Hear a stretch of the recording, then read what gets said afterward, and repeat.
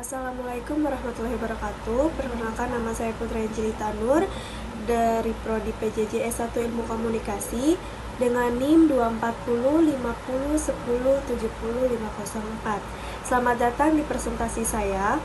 Hari ini saya akan membahas tentang dampak pornografi terhadap moralitas dan sosial masyarakat Indonesia dengan fokus pada studi kasus lokal di Jawa Barat.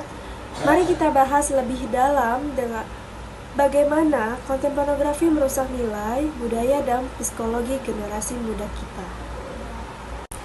Dalam slide pertama, di sini kita akan membahas latar belakang.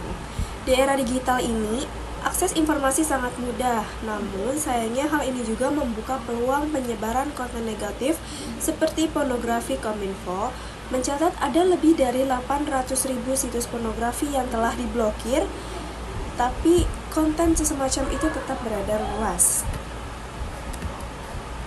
Yang kedua, berdasarkan UU Nomor 44 Tahun 2008, pornografi adalah segala bentuk media yang mengandung unsur cabul.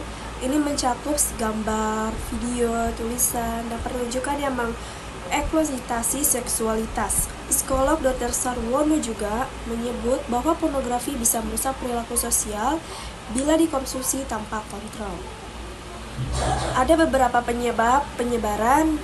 Yang beberapa faktor utama adalah, yang pertama adalah akses internet tanpa filter. Yang kedua, kurangnya literasi digital dan pendidikan seks. Yang ketiga, minimnya pengawasan dari orang tua dan sekolah. Yang keempat, industri pornografi yang berkaitan dengan eksploitasi ekonomi. Yang selanjutnya, ada dampak pornografi. Dampaknya serius, terutama terhadap remaja, prestasi turun, perilaku seks bebas, hingga kecanduan. Keluarga, penceraian dan kekerasan rumah tangga. Yang ketiga, budaya, pergeseran norma sosial dari malu menjadi permisif. Selanjutnya, studi kasus revenge porn di Jawa Barat. Tahun 2022, kasus revenge porn di Bandung menyita perhatian. Seorang mantan pacar menyebarkan video asusila mantan kekasihnya. Korban mengalami trauma berat dan pelaku dikenai pasal Undang-Undang ITE.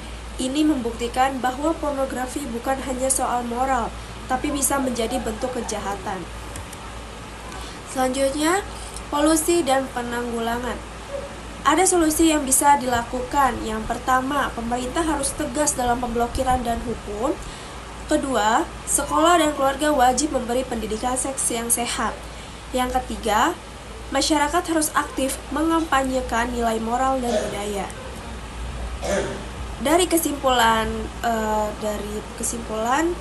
beberapa di atas, yaitu pornografi merupakan ancaman nyata bagi moralitas dan struktur sosial masyarakat Indonesia. Penyebarannya yang masih melalui internet telah mendidikkan anak-anak dan remaja sebagai kelompok paling rentan terhadap pengaruh negatifnya.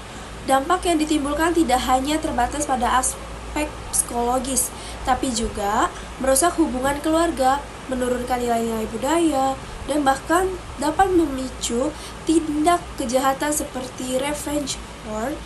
Melalui studi kasus di Jawa Barat, dapat dilihat bahwa pornografi digital dapat menjadi alat kekerasan dan menghancur masa depan seseorang. Oleh karena itu, penanggulangan pornografi harus dilakukan secara komprehensif, melibatkan para aktif pemerintah, keluarga, institusi pendidikan, dan seluruh elemen masyarakat. Jadi, untuk kita semua, pornografi bukan masalah sepele. Jika dibiarkan, ia akan merusak generasi dan budaya bangsa. Mari kita sebagai masyarakat Indonesia menjaga moral generasi muda dengan edukasi hukum dan kesadaran kolektif. Mungkin itu saja yang bisa saya jelaskan. Kurang lebihnya mohon maaf dan terima kasih. Wassalamualaikum warahmatullahi wabarakatuh.